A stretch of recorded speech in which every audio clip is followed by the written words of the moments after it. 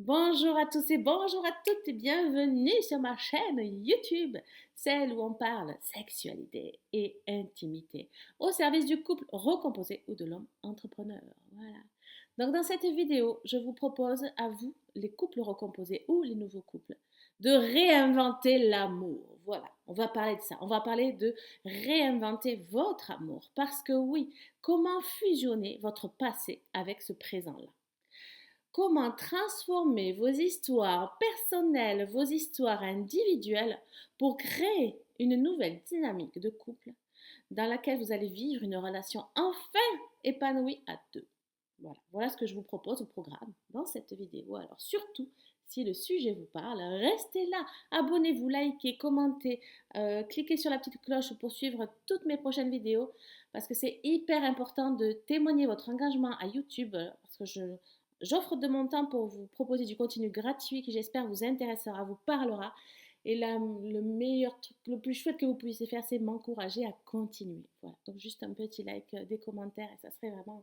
Mon cœur se remplirait d'amour et je continuerai à rayonner et à faire développer l'amour tout autour de nous. Pardon, je m'emballe. Si vous ne connaissez pas, accrochez-vous. Donc voilà. Ce qui est important à savoir dans cette vidéo, c'est qu'on va vraiment parler de cette histoire de fusion du passé avec ce besoin de réinventer le présent à deux. N'oubliez pas que quand vous êtes rencontrés avec votre chouchou, vous étiez deux êtres. Voilà, vous êtes chacun un membre du couple, vous êtes deux membres du couple, avec une histoire. Mais je dis souvent avec trois types d'histoires. C'est-à-dire que là, dans votre énergie, dans votre corps ou dans votre sac à dos, imaginons que vous partez en randonnée et que vous avez votre sac à dos, dans votre sac à dos, vous avez trois types d'histoires différentes. Vous avez votre histoire personnelle, celle qui fait que vous êtes l'homme ou la femme aujourd'hui. Donc le fruit de l'éducation de vos parents, des croyances familiales, des blessures du passé, des traumatismes du passé, voilà, tout ce qui vous a construit en tant qu'homme ou femme aujourd'hui. Ça, on va dire, c'est votre histoire personnelle. Ensuite, la deuxième histoire, c'est votre histoire relationnelle ou amoureuse. C'est-à-dire toutes vos expériences amoureuses et aussi la relation que vous avez eue si vous êtes père ou mère aujourd'hui, votre histoire relationnelle donc avec vos enfants. Voilà. Comment vous entrez en relation avec les personnes qui vous entourent, que ce soit vos enfants, votre famille, etc. Et vos relations amoureuses.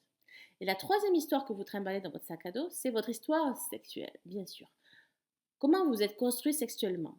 Quel est votre langage sexuel aujourd'hui? Qu'est-ce qui vous fait vibrer? D'ailleurs, j'en profite pour vous dire que si vous ne connaissez pas votre langage sexuel, je ferai d'ailleurs une vidéo sur ça, je pense, ouais. Vous allez sur mon site internet sexuellementparlant.fr et sur la première page, sur la page d'accueil, vous pouvez faire un quiz gratuit pour connaître votre langage sexuel et vous recevez quelques minutes plus tard un book qui vous explique comment développer et cultiver votre langage sexuel. Donc ça, c'est un super truc gratuit que je vous offre qui vraiment pimente votre sexualité relationnelle. Voilà, petite parenthèse, je referme. Donc vous avez trois niveaux d'histoire dans votre sac à dos. On répète l'histoire personnelle, l'histoire relationnelle et l'histoire sexuelle. Chacune de ces histoires est le fruit donc de constructions positives et négatives. Vous avez forcément dans votre vie évolué dans un contexte plus ou moins favorable, vécu des expériences plus ou moins agréables à vivre, on va dire ça comme ça. Et c'est ce qui fait que vous êtes l'homme ou la femme d'aujourd'hui. Voilà. Donc déjà, quand on vient se rencontrer comme ça, là, que vous avez chacun vos trois histoires dans votre sac à dos, hop, salut, vous allez sur un site de rencontre, vous vous connaissez, vous allez au bar, au resto, j'en sais rien. Ah, salut, comment tu vas? Voilà, vous commencez à faire amour la première fois, à vous rencontrer. Et donc, vous avez chacun, vous fusionnez vos histoires. Et donc là, vous connaissez pas, mais vous commencez à rentrer en contact comme ça au niveau de la rencontre, j'allais dire, amoureuse. Bon. Euh, Si vous ne faites pas un temps de bilan sur ces trois histoires-là qui ont impacté votre construction en tant qu'homme ou en tant que femme aujourd'hui, au moment de la nouvelle rencontre, eh bien sachez que ça vient polluer considérablement ce nouveau noyau que vous formez à deux. Ce nouvel environnement de couple, ce que j'appelle souvent la bulle de couple, je ne sais jamais comment mettre ce truc. Voilà. Cette bulle de couple que vous créez aujourd'hui à deux, est fortement impacté par vos 3 histoires personnelles individuelles, enfin vos 3 types d'histoires, ce qui fait 6 histoires au total, on est d'accord. Donc forcément, si vous ne vous êtes jamais posé la question de faire un bilan, qu'est-ce que j'ai appris? Qu'est-ce que j'ai compris? Qu'est-ce que j'ai à travailler? Quelles sont les forces et les faiblesses de mon expérience personnelle, de mon histoire personnelle? Quelles sont les forces et les faiblesses de mon histoire relationnelle? Donc, qu'est-ce que j'ai à travailler? Est-ce que je me suis rendu compte que j'ai développé, que je suis jaloux? Voilà, aujourd'hui, ça, c'est une dérive, j'allais dire, c'est une conséquence, pardon, dans l'histoire relationnelle, mais c'est souvent, l'origine est souvent dans la construction personnelle. Voilà. Donc, je constate que je suis jaloux. Je constate que j'ai surprotégé mes enfants. Donc ça, c'est l'histoire, pareil, relationnelle aussi, un peu, sûrement avec une source aussi personnelle. Je constate que j'ai jamais eu d'orgasme. Voilà, ça c'est l'histoire sexuelle. Je constate que j'ai peur que de me dévoiler, que j'aime pas me montrer nue, que j'aime pas faire l'amour en plein jour. Voilà. Tout ça, c'est plein de petites choses qui vont venir polluer votre nouvel environnement de couple, qui sont le fruit de vos 3 niveaux d'histoire.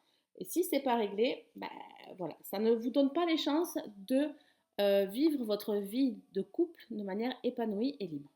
Donc déjà, ça c'est à savoir. Donc premier conseil par rapport à ça, avant de vous mettre en couple, alors c'est pour ça qu'on dit souvent, dans l'idéal, c'est de rester célibataire, de ne pas se remettre en couple de suite et tout ça, patati patata. Bon, c'est la théorie, on est d'accord. Je ne vais pas vous dire le contraire que oui, c'est l'idéal, mais j'ai très bien conscience que ce n'est pas toujours facile et qu'il y a un petit peu de dépendance affective qui traîne toujours plus ou moins par-ci par-là et qu'on a toujours envie, oh mais si c'était le bon, oh mais on ne sait jamais. Bon, bref, tout est ok. Pour moi, tout est ok, tout est possible. Il faut juste avoir conscience que il est nécessaire, après chaque relation, de faire un bilan. Qu'est-ce que ça a bougé en nous, cette relation? Qu'est-ce que cette personne est venue me dire par rapport à mon histoire personnelle? Qu'est-ce qu'elle est venue me dire par rapport à mon histoire relationnelle? Qu'est-ce qu'elle est venue me dire par rapport à mon histoire sexuelle? Voilà. Donc faire un bilan. À la fin de chaque relation, on fait un bilan. Si déjà vous êtes en couple recomposé, faites-le. Faites ce bilan-là de votre côté. C'est aussi à ça que servent mes accompagnants, c'est qu'à travers mes accompagnements, on fait ce bilan-là individuel avant de faire le bilan de couple. Donc vraiment, essayez de réfléchir déjà vous avec un papier, un stylo, faire un état des lieux, voilà, qu'est-ce que j'ai compris, qu'est-ce que j'ai appris, les plus, les moins, les forces, les faiblesses de mes histoires. Voilà, donc ça c'est vraiment la première chose que je voulais vous dire. La deuxième chose importante à prendre en compte pour fusionner le passé avec le présent et se donner toutes les chances de réussir son nouveau couple. La deuxième chose, c'est travailler, assumer, clarifier son positionnement. Qu'est-ce que c'est son positionnement? C'est simple, vous êtes soit un homme, soit une femme, soit, voilà, peu importe comment vous vous considérez, mais dans votre tête aujourd'hui, au moment où vous regardez cette vidéo, vous êtes quoi? Vous êtes un homme ou une femme, peu importe. Mais vous êtes aussi la fille, alors je vais prendre mon exemple, donc je suis une femme, je suis la fille de mes parents, je suis la mère de mes enfants, je suis la femme entrepreneuse, enfin l'entrepreneuse et la femme. Donc déjà, et la compagne. Donc ça fait 4, c'est ça? Donc, je répète, hein, parce que la femme, l'entrepreneuse, la mère, la fille. Voilà, c'est déjà pas mal. Donc je suis j'ai 4 casquettes, on va dire. J'ai 4 facettes de moi dans lesquelles je dois me positionner dans ma vie. Donc quand je suis une femme, qu'est-ce que j'aime? Quels sont mes désirs, mes besoins en tant que femme? Quand je suis une mère, quand je mets ma casquette de maman, quels sont mes désirs, mes besoins en tant que maman? Quand je suis la compagne, pareil. Quand je suis la fille, pareil. C'est important de faire, même par rapport à ma casquette de fille aujourd'hui, quel cadre je veux, quelle position, quelle posture j'adopte vis-à-vis de mes parents. C'est ça le positionnement, c'est la posture. Quelle posture j'adopte vis-à-vis de mes enfants. Quelle posture j'adopte vis-à-vis de mon travail, de mes collègues, ou peu importe si je suis salariée ou de mon patron, etc. Quelle posture j'adopte dans ma vie de couple. Et c'est très important de faire comme si vous faisiez une pause sur votre vie. Vous faites un petit pas en arrière, un petit moment de recul et vous vous dites voilà, qui je suis en tant que femme. Ah, je suis une femme qui aime mettre du rouge à lèvres rouge, etc. En tant que maman. Maman, je suis plutôt une maman poule qui s'occupe de mes enfants, etc. Bon. Un peu trop peut-être de mes enfants. Et là, vu que vous rentrez en couple, encore une fois, vu que vous mettez en couple, si tout ça est confondu, Noé, que vous n'êtes jamais posé ces questions-là, quel genre de femme, de mère, de fille, etc. vous êtes, Qu'est-ce qui va se passer quand pareil vous arrivez à l'autre? Parce que l'autre il a les mêmes, tout ce qu'on dit c'est fois deux, hein, on est d'accord. L'autre il faut qu'il travaille pareil à son niveau. Si par exemple vous avez pris l'habitude tous les dimanches d'aller manger chez vos parents, parce que vous êtes la bonne fille à maman et à papa et que ça leur fait très plaisir et que voilà, là vous vous rencontrez chouchou et ben, vous dites à chouchou, ben chouchou, moi tous les dimanches je vais manger chez mes parents depuis que je suis née, voilà, mais aujourd'hui Julie t'as 42 ans, moi les dimanches j'ai plutôt envie qu'on aille faire l'amour sous un chêne. Je sais pas pourquoi je dis ça, voilà, ou qu'on aille à la piscine faire de l'aquaponie, bref. Là, ça va poser problème parce que vos parents, ils vont pas comprendre. Et vous, votre relation, la petite fille que vous êtes, qui a grandi certes, mais ça vient quand même chambouler des habitudes en tant que fille. Ok? Vous me suivez? Je continue l'exemple. Vous êtes une maman poule qui a toujours surprotégé ses enfants, un peu comme moi. Voilà. Et là, lorsque Chouchou arrive, Chouchou, il fait pareil. Chouchou, ses filles, c'était, faisait tout pour elle. Donc là, on se met en couple tous les deux. Et alors, Chouchou, il est ses filles, c'est des princesses. Enfin, pas dans le sens péjoratif, mais dans le sens où voilà, c'est normal. Et moi, mes enfants, pareil. Bon, sauf que là, on est deux. Donc, si chacun d'entre nous, quand on vit ensemble, on est à fond sur chacun de nos enfants, ben, qu'est-ce qui va se passer? Les enfants vont générer 95% des conflits du couple et chacun va vouloir défendre ses enfants. Ah non, mais ça, tu l'as dit, mon fils. Non, mais ça, c'est pas juste ce que tu as fait par rapport à ton fils. Et ben, voilà. Donc, c'est là où vont surgir des conflits de couple parce que vous n'avez pas pris cette pause, ce recul nécessaire sur quelle maman je suis, quel est mon positionnement, quel cadre je me donne en tant que maman dans ma nouvelle relation. Vous me suivez, vous voyez les impacts? Pareil par rapport au travail. Si avant, dans votre ancienne vie, vous avez pris comme moi à l'époque l'habitude de travailler beaucoup trop pour combler le manque d'épanouissement intellectuel que vous aviez à la maison. On va dire ça comme ça. Donc vous vous ennuyez clairement à la maison, etc. Ou voilà, du coup vous avez un peu commencé par le travail, ou bien il y avait trop de disputes à la maison et vous retardiez forcément le moment de rentrer à la maison. Bon, vous, pareil, vous rencontrez Chouchou, et Chouchou, c'est pareil, admettons, il a pris l'habitude de beaucoup travailler pour pas avoir madame. Bref, vous comprenez bien que si vous faites pareil, la bulle de couple ne va pas se construire. Où va être le temps intime, le temps de qualité dans lequel vous allez pouvoir co-construire cette nouvelle relation. Donc, là aussi, en tant qu'avec votre casquette d'ancien entrepreneur ou d'ancien salarié, peu importe mais c'est en tout cas la relation que vous avez avec votre travail, on fait un bilan, une pause, on réfléchit. Comment je me positionne entre mon job et ma nouvelle relation? Est-ce que je décide de passer, j'ai des couples qui décident par exemple de passer à mi-temps parce qu'ils veulent, ils se sont dit, bon, c'est bon, on a 45 ans, on a envie de profiter autrement de la vie, les enfants sont grands, donc on veut passer à mi-temps, comme ça on se fait des week-ends de 3 jours, toutes les semaines, on part à la mer, enfin j'en sais rien, voilà. Donc réfléchissez à ça. Comment faites-vous évoluer votre rapport au travail dans votre relation de couple? Voilà. Donc, vous voyez là aussi, je récapitule. On a fait le point sur déjà les deux premiers points. Le bilan à faire par rapport à ces trois niveaux d'histoire, l'histoire personnelle, l'histoire relationnelle et l'histoire sexuelle. Je fais un bilan au début de la relation, où j'en suis, quels sont les apprentissages que j'ai eus, quelles sont mes forces et mes faiblesses par rapport à tout ça. C'est-à-dire si je suis devenue jaloux, bon, ben, je vais peut-être... vous doutez bien que quelqu'un de jaloux, déjà ça se travaille et c'est plus que nécessaire, sinon ça vient polluer la relation. Que les extrêmes ne sont jamais bons dans la relation de couple et donc le secret d'une relation épanouie, c'est l'équilibre. Ce n'est pas ni le trop ni le pas assez, on est d'accord. Donc la jalousie, ça se soigne et c'est très fortement recommandé d'ailleurs d'être accompagné, soigné, ça s'accompagne très bien, très facilement et surtout ça garantit de ne pas polluer le couple. Voilà. La troisième chose que j'ai envie de vous dire aussi, c'est les besoins et les désirs. Clarifiez vos besoins et vos désirs personnels. Toujours pareil, je reprends mon petit truc là. Vos désirs et vos besoins personnels ne doivent pas jamais être mis sous le tapis. C'est interdit par la loi de Julie. Oui. Parce que souvent, ça a été le cas pendant vos 20 années, là, vous étiez avec votre ex ou vos 15 ans dans vos anciennes relations. Vous vous êtes passé comme on dit, l'inverse de la priorité, mais enfin, vous avez compris. Vous avez fait passer tout le monde en priorité sauf vous, vos enfants, votre mari, votre femme, etc. Vous êtes oublié. Donc là, c'est hors de question que vous oubliez dans cette nouvelle relation. Sinon, pareil, ça va clasher à un moment donné. Donc, on met au premier plan ses désirs et ses besoins personnels. Et pour ça, qu'est-ce qu'il faut faire? Eh bien, je prends un rendez-vous avec moi-même sur mon planning, je mets euh, pendant 2 samedis matins, rendez-vous de Julie avec Julie, donc de moi à moi, et je fais le point, qu'est-ce que je désire, qu'est-ce que j'ai besoin. J'ai besoin de confiance dans ma relation, j'ai besoin de moments de folie, j'ai besoin de me sentir désirée et de désirer mon chéri, j'ai besoin de voyager, j'ai besoin d'avoir une... Enfin voilà, peu importe. Vous listez ça. Et ces besoins-là, ces désirs individuels, doivent être exprimés, clarifiés et présentés. Après, on va le voir dans le cadre du couple. Il est important aussi, au-delà de vos désirs, des besoins, d'imaginer, je dis toujours aux personnes que j'accompagne, au moins 3 projets par an. Vous avez besoin, alors au moins, dans l'idéal 3, mais au moins un, pardon. Au moins un projet par an, donc tout dépend de la taille du projet en même temps, qui va vous stimuler. Par exemple, cette année, je décide de me former à ça. Voilà.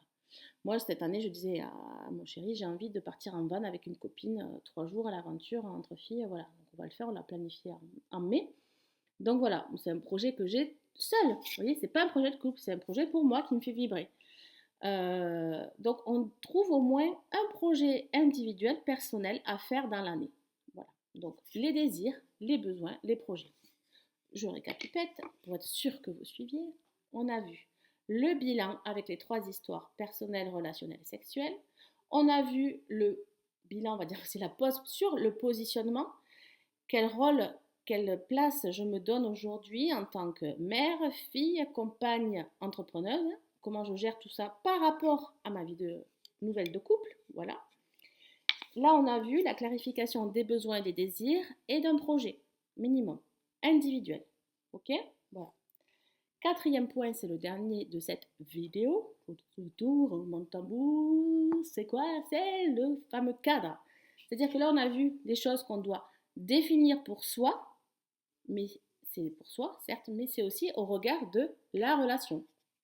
Puisqu'on est d'accord que là, encore une fois, vous formez une nouvelle entité. Vous formez un nouvel environnement qui est bien sûr est composé, ne fonctionne pas si vous n'êtes pas entier. Si les bords de chacun ne sont pas pleinement définis, ça j'en reparlerai aussi, si vous n'êtes pas qui vous êtes, si vous savez qui vous êtes, si vous ne savez pas ce que vous voulez, comment voulez-vous attirer l'autre et qu'il vous ressemble et qu'il réponde à vos besoins. Si vous-même vous ne savez pas clarifier vos besoins, vos désirs, ben vous allez toujours être frustré, vous allez toujours vous plaindre que l'autre ne correspond pas à ce que vous avez envie ou ne fait pas ce que vous voulez. C'est normal. Si jamais vous les exprimez, il ne risque pas de... Enfin, à part si c'est un médium hyper puissant, et encore que... moi, je suis médium et je passe à côté de plein de trucs. Donc, si vous les exprimez pas, il n'y a pas de secret. Ça va pas matcher. D'accord? Donc, voilà. Si, quand vous allez dans une boulangerie, vous ne dites pas à la boulangère je voudrais une baguette pas trop cuite, elle ne va pas deviner sur votre front ce que vous voulez, quoi. Hein. Donc il faut le dire, j'ai besoin pour mon repas de midi d'une baguette pas trop cuite, chérie. Voilà, bah, là c'est pareil. N'oublie pas la baguette peut être magique aussi. Pardon, je m'égare, je m'égare. Je reviens ici à mon environnement de couple. On a dit que vous êtes en train du coup de constituer ce nouveau rapport de couple, cette nouvelle bulle de couple. Donc, pour que cela fonctionne, il faut un cadre, il faut un tour. C'est vraiment à l'envers. Je suis vraiment pas dégourdie pour ça, désolée. Donc, il faut vraiment définir le tour, le pourtour. Donc, qu'est-ce qu'on met à l'intérieur? Eh bien, c'est pareil. Dans le point 1, on a vu le bilan issu de nos 3 histoires. Et je vous ai dit, c'est bien, c'est chouette, c'est intéressant d'avoir identifié vos forces et vos faiblesses du passé. C'est-à-dire, si vous êtes jaloux, par exemple, si vous avez tendance à être dépendant affectif, si vous avez repéré ça, si vous avez tendance à, au tout début de la relation, avoir des envies de sexe très très fortes et qu'après ça retombe très très vite, voilà, etc. Qu'est-ce que c'est que j'ai comme... Bon, c'est déjà pas mal. Donc ça, une fois que vous avez identifié ça, vous allez le mettre dans le cadre de votre couple. Vous allez dire, voilà, moi j'ai constaté, chérie, que dans mon couple, j'ai tendance à être jalouse. J'ai tendance à, au début, la sexualité c'est pop et lop, et après, ça tombe comme un soufflet quand on a sorti du four trop tôt. Ouais, je crois que c'est ça. Du coup, comment on fait? Comment on le gère? Donc là, c'est dans ce cadre-là du couple que vous allez mettre en face, en symbiose, en fusion, oui, en face, pardon, des fois je parle dans des trucs, alors c'est très simple. Euh, Vos manques, vos points à améliorer, j'allais dire, vos faiblesses relationnelles, mais enfin vos faiblesses individuelles, mais qui peuvent avoir un impact dans votre relation. Donc l'idée, c'est de les mettre en lumière et d'en parler, pardon, et de dire voilà, dans le cas de mon couple, comment on fait? Je suis jaloux, tu le sais, comment on fait? Est-ce que je t'isole, je t'enferme dans le cachot sous la maison toute ta vie pour que tu ne sois jamais tenté de voir un autre homme?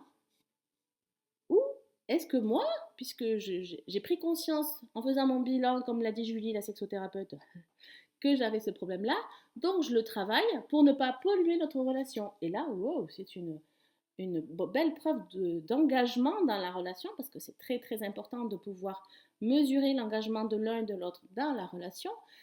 Là, on s'aperçoit que c'est une preuve aussi d'ouverture d'esprit, de remise en question, qui est aussi une des clés fondamentales de la réussite de couple, la remise en question, l'ouverture d'esprit. Donc là, quand vous voyez ça, vous dites, ok, on a vu que dans notre contexte, pour se donner toutes les chances de réussir dans notre nouveau couple, on doit travailler sur les faiblesses qu'on a identifiées en avant, en amont. Ensuite, qu'est-ce qu'on se dit aussi? On se dit que qu'est-ce qu'on veut pour notre couple? Est-ce qu'on veut vivre tous sous le même toit avec tous les enfants? Est-ce qu'on veut du coup s'impliquer ou pas dans l'éducation des enfants? Parce que ça c'est important aussi. Si vous êtes un couple recomposé avec des enfants, forcément la question va se poser si vous vivez sous le même toit, comment on décide? Comment on éduque les enfants? Qui dit quoi? Est-ce que moi je gère que mes enfants et est-ce que ou je gère les siens? Mais voilà, comment on gère l'éducation de tous ces enfants? Euh, Personnellement, moi, je vous partage juste en petite parenthèse mon expérience. Moi, nous, ce qu'on a décidé et qui est ok pour nous deux, c'était vraiment de dire à partir du moment où on vit sous le même toit. Alors nous, déjà, on a pris une maison neutre parce que vivre chez l'un, chez l'autre, il y avait trop d'enjeux et ça risquait de nuire à notre relation parce qu'il y aurait toujours eu des enfants qui se sentiraient plus à l'aise et qui auraient dit non, toi, t'es pas chez toi, voilà, tôt ou tard. Donc pour anticiper ça, on est parti en terrain neutre dès le début. Et dans ce fameux terrain neutre, on a dit, bah, à partir du moment où on vit tous au même toit, où on fait les machines pour laver le linge, où on fait la cuisine, où on doit ranger la maison, etc., bah, on est deux coparents dans ce nouveau cadre familial, et donc les deux ont tant d'autorité l'un que l'autre sur les enfants, puisqu'on est sous le même toit et qu'on a les mêmes règles logistiques, j'allais dire. On a tous les mêmes règles logistiques à respecter. Voilà. Donc ça, c'était notre cadre. Mais c'est intéressant et c'est important que vous posiez le vôtre. Vous pouvez inventer tous les cadres que vous voulez. Il n'y a pas de règle. La seule règle, c'est d'en poser un. Voilà. Donc une fois que vous avez aussi discuté sur quel nouveau couple parental on fait face à tous ces enfants, plusieurs, ça c'est important aussi d'en parler. C'est important aussi de parler de votre sexualité. Encore une fois, votre sexualité va évoluer. Quand vous rencontrez entre 30 et 50 ans, votre sexualité n'est pas la même qu'à 20 ans, que dans votre première histoire de couple. Donc là, c'est important de savoir que la libido évolue tout au long de la vie, en fonction des hormones, des soucis, etc. Donc pareil, en parler, établir un code. Moi, souvent, je dis aux personnes que j'accompagne, quand vous voulez parler de sexualité entre vous, vous allumez une bougie. Comme ça envoie le message à l'autre. Viens chérie, on va parler d'un sujet très hot. Alors, te brûle pas trop à la bougie, et voilà. C'est un moyen mémotechnique, en tout cas, pour engager la conversation sur ce sujet-là, parce que c'est pas toujours ok de le faire au lit juste après un rapport, n'est-ce pas? C'est bien aussi d'en parler autrement, à d'autres endroits. Et ça envoie le signal à l'autre, attention, tes oreilles, tes écoutilles, on va en parler, quoi. Voilà, c'est tout. Et c'est sympa. C'est un moyen mémotechnique et agréable. Et ça fait une sorte de bulle aussi dans laquelle on peut exprimer sa vulnérabilité. Bon, ça j'y reviendrai. C'est important de justement trouver du temps. C'est-à-dire qu'au début, enfin quand vous vous mettez en couple et que vous avez des enfants ou pas, la logistique s'accélère, pardon. Entre la gestion des devoirs, la gestion de la cuisine, de l'entretien de la maison, du boulot, des responsabilités, des copains, etc. Et c'est souvent là que naissent les problèmes parce que vous n'êtes pas totalement constitué dans votre couple encore et vous avez toute la logistique qui vient vous rattraper, voire même vous dépasser. Donc c'est important, alors c'est pas du tout sexiste ce que je vais dire, mais c'est plus que primordial de prévoir, de planifier dans votre agenda du temps que vous réservez pour votre couple. Par exemple, au moins un week-end par mois en amoureux. Ça, c'est à planifier, c'est dans l'idéal, c'est le top du top. Au moins un week-end par mois en amoureux. Et au moins une soirée par semaine, pareil, où vous couchez très tôt les enfants et vous dégagez du temps pour vous. Voilà. Mais au moins une soirée par semaine en amoureux, planifié, écrit dans le planning, et un week-end par mois. Si c'est pas possible en soirée, ça peut être aussi en fonction de vos jobs, des rendez-vous amoureux en journée. J'ai accompagné des personnes aussi qui se font un 14-16 heures ou un midi 15 heures, même à l'hôtel. Des fois, ils prennent un hôtel ou chez eux, ils se retrouvent quand les enfants sont à l'école la journée et c'est parfait, quoi. Voilà, peu importe l'heure. Tout est à adapter. Mais il vous faut prévoir un temps obligatoire, j'allais dire, entre vous pour ne pas vous oublier. La deuxième chose, c'est du temps d'écoute de qualité. Euh, L'écoute, à travers le passé, a été bien souvent défaillante dans votre couple, dans votre relation, et elle a évolué en jugement, en colère, en rancœur, en incompréhension aussi souvent. Et parfois, tout n'est pas réglé quand vous vous mettez en couple. Vous avez encore des incompréhensions, encore un peu de colère, un peu de peur du jugement, un peu de peur d'être quitté, de peur d'abandon, de peur d'être rejeté. Ah mais alors là, si je dis ça, Julie, mais t'imagines pas, il va me quitter. Voilà, si j'ose lui dire que il a pris 2 kilos et qu'il met des chaussettes pourries, voilà. Bon, voilà. Donc, comme je dis toujours, il y a toujours des manières agréables et positives et bienveillantes de dire les choses. Si vous lui dites espèce de voilà, là c'est sûr il va mal le prendre, mais si vous lui dites gentiment, avec tact, et amour et bienveillance, en ayant acheté une jolie paire de chaussettes qui sent bon et en lui disant tiens mon chéri, ça m'exciterait beaucoup de te voir avec ces nouvelles chaussettes. Voilà, ça ne sera pas pareil, vous voyez, ça ne sera pas perçu pareil. Donc il y a toujours des manières, des stratégies. Là, je dis souvent aussi aux personnes que j'accompagne, revisionner ou visionner Un gars, une fille, là, les séries qu'on regardait. Enfin, moi, j'étais fan de cette série-là. J'ai 42 ans, donc je ne sais plus en quelle année c'était. Et en fait, il y avait plein de petites astuces dans le couple où il disait ah, chouchou, t'es tellement fort quand tu mets ce cadre au mur, tes muscles, on voit tes muscles. Puis, alors là, j'ai envie de toi. Et du coup, le chouchou, il avait envie de mettre des cadres partout au mur. Voilà. Donc, plutôt que de juger, d'attaquer, de demander par le côté négatif, demander, proposer, amener la communication, amener la discussion avec des paillettes, avec un peu de folie, avec un peu de fun, avec un joli sourire et beaucoup de compréhension et de bienveillance et l'amour. Voilà. Donc voilà ce que j'avais à vous dire par rapport à ce sujet-là. Comment réinventer l'amour dans votre couple? Comment fusionner le passé avec le présent pour vous garantir et créer une nouvelle dynamique, une nouvelle relation épanouie aujourd'hui, à 2, à 4, à 6, à 8, j'en sais rien. Voilà. Donc j'espère que cette vidéo vous aura plu, que toutes ces étapes, voilà, n'hésitez pas à prendre des notes, à venir me faire des commentaires si vous voulez un peu plus d'infos. Mais en tout cas, c'était avec grand plaisir, avec tout mon cœur, mon amour et mon énergie et ma folie des fois. Encore là, je suis un peu timide. Bientôt, je le serai un peu moins. Au bout de 10 vidéos, je serai beaucoup moins. Je dirai plein de conneries. Voilà, donc c'était avec grand plaisir et tout mon cœur et mon amour que je partage ça. Donc j'espère que ça vous plaira. N'oubliez pas encore une fois de vous abonner, de cliquer sur la cloche pour recevoir les notifications des prochaines vidéos et de me témoigner vos remarques, vos retours pour que je m'améliore un peu plus chaque jour, toujours dans l'amour et dans la bienveillance. En tout cas, recevez le mien, plein de bisous et au plaisir de vous épanouir.